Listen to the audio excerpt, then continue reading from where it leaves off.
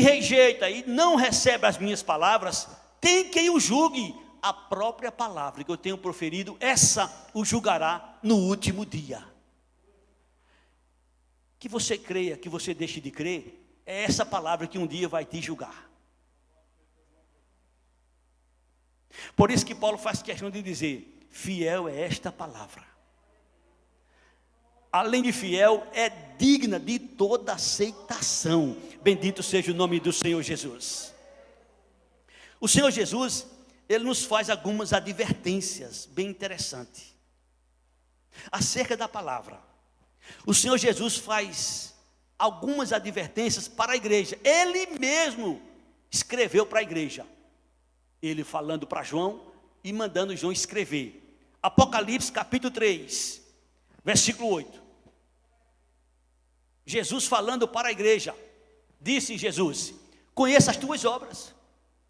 Eis que tenho posto diante de ti uma porta aberta, a qual ninguém pode fechar, que tem poucas forças, entretanto, guardaste a minha palavra, e não negaste o meu nome. A igreja, pouca força, mas Jesus disse, guardaste a minha palavra, e não negaste o meu nome. E porque guardaste a minha palavra, olha o que é que Jesus diz no versículo 10, Apocalipse 3:10. Guardaste a minha palavra, olha o que é que Jesus disse. Porque guardaste a palavra da minha perseverança, também eu te guardarei da hora da provação que há de vir sobre o mundo inteiro, para experimentar os que habitam sobre a terra. Jesus falando com a igreja. E ele faz questão de dizer que são bem-aventurados aqueles que ouvem, aqueles que creem, aqueles que guardam. Apocalipse 1:3. Jesus usando João, ele diz, bem-aventurados aqueles que leem, aqueles que ouvem as palavras da profecia e guardam as coisas nela escritas, pois o tempo está próximo. Jesus fala diretamente para a igreja.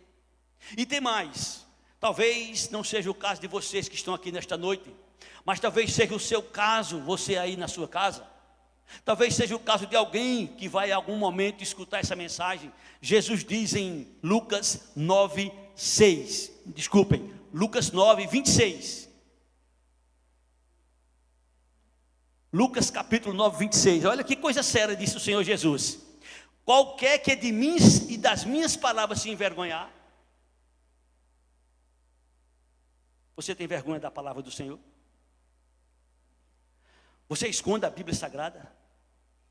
Você nega na faculdade, você nega na escola, você nega no trabalho. O negar é não assumir um compromisso.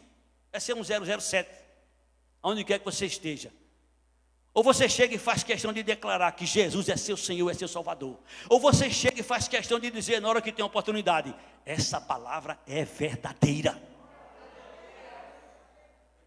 Se você tem vergonha da palavra do Senhor, escute o que é que Jesus está lhe dizendo. Porque qualquer que de mim e das minhas palavras se envergonhar, dele se envergonhará o Filho do Homem quando vier na sua glória e na do Pai e dos santos anjos. Compromisso com Jesus é compromisso com a sua palavra. Não se pode ter compromisso com Jesus se não ter compromisso com a palavra. Não tem a menor possibilidade. Paulo disse, fiel é esta palavra, digna de inteira aceitação. Cristo veio ao mundo. Se Cristo veio ao mundo, é porque ele já existia. Se Cristo veio ao mundo, é porque ele já existia. E ele existia, tudo foi criado por ele, tudo foi criado para ele, para o seu louvor e para a sua glória. A própria palavra nos revela que nada do que foi feito se fez se não fosse ele. Foi ele que fez tudo. E ele faz questão de deixar bem claro. Em uma certa ocasião, lá em João capítulo 8, versículo 56. João capítulo 8, versículo 56 até o 58, aconteceu um fato bem interessante. Jesus disse, Abraão, vosso pai, ele falando com os judeus, Abraão, vosso pai, alegrou-se por ver o meu dia, viu e alegrou e regozijou-se. Poxa, como é que é possível? Se tu não tem nem 50 anos, versículo seguinte. Perguntaram depois os judeus: ainda não tem 50 anos? E como é que tu viste Abraão? Como é que Abraão te viu? Que conversa é essa? Jesus responde para eles e para quem quiser acreditar. Versículo seguinte: respondeu-lhe Jesus: em verdade eu vos digo, antes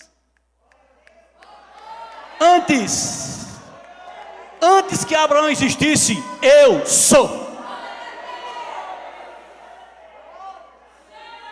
Antes que Abraão existisse, eu sou. Jesus veio ao mundo, e para vir ao mundo ele fez uma troca que ninguém quer fazer. Ele tinha a companhia do Pai, ele tinha a companhia do Espírito Santo, ele tinha a companhia de anjos, arcanjos, querubins, serafins, e talvez outros seres que a gente não sabe se existem nos céus.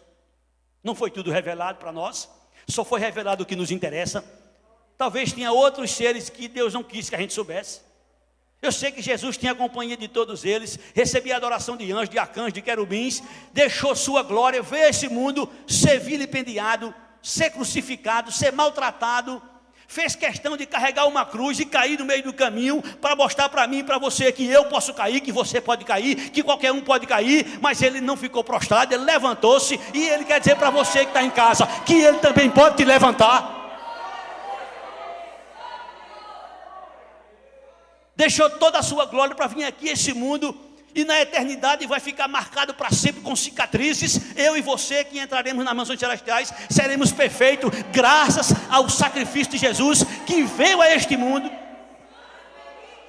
E não veio a este mundo apenas para se apresentar, ele veio com uma missão. E a missão dele foi esta: salvar os pecadores. Fiel é esta palavra. Diga de inteira aceitação que Cristo Jesus veio ao mundo para salvar os pecadores. Se você acha que não peca, você não precisa de Jesus. E nem ele veio para você, ele veio para os pecadores. Agora, se você é pecador, não importa a quantidade de pecado que você tenha cometido, não importa. O sangue dele tem poder. Profeta Isaías, inspirado pelo Espírito Santo, no capítulo 1, versículo 18, ele faz uma menção muito profunda. Isaías 1:18.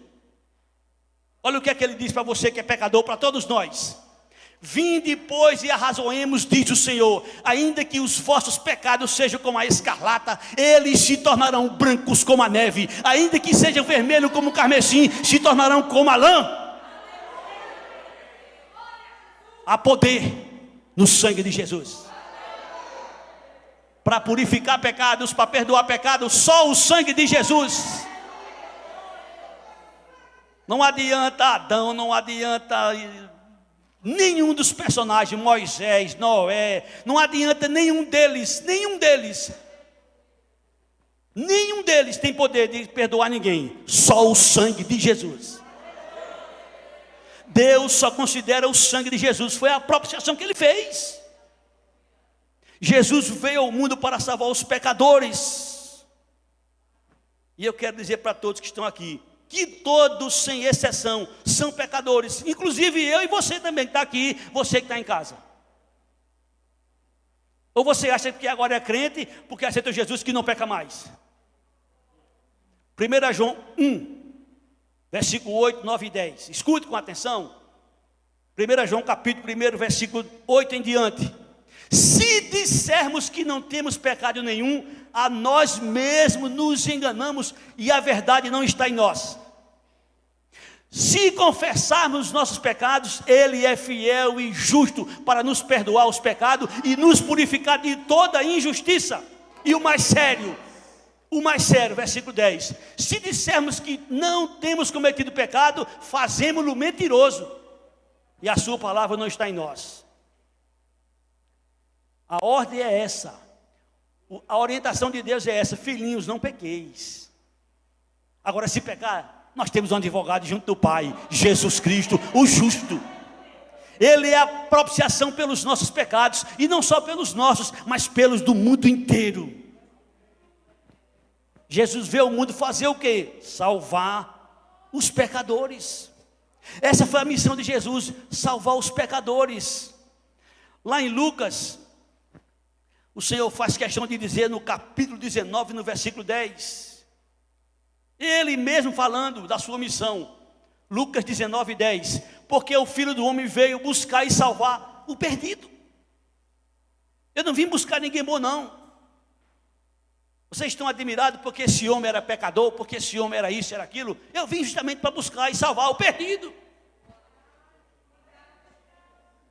São pouquíssimos que têm o privilégio de nascer num lar evangélico, crescer e permanecer na igreja até o dia da sua partida. São pouquíssimos que têm esse privilégio. E mesmo assim, durante a sua vida, todos cometem pecados. Para Deus tanto faz um pecado como 100, como 1000, é a mesma coisa. É a mesma coisa. Não há diferença nenhuma. O Senhor revela que todos são pecadores. Romanos 6, 23. Todos pecaram. Está escrito: o salário do pecado é a morte, mas o dom gratuito de Deus é a vida eterna em Cristo Jesus.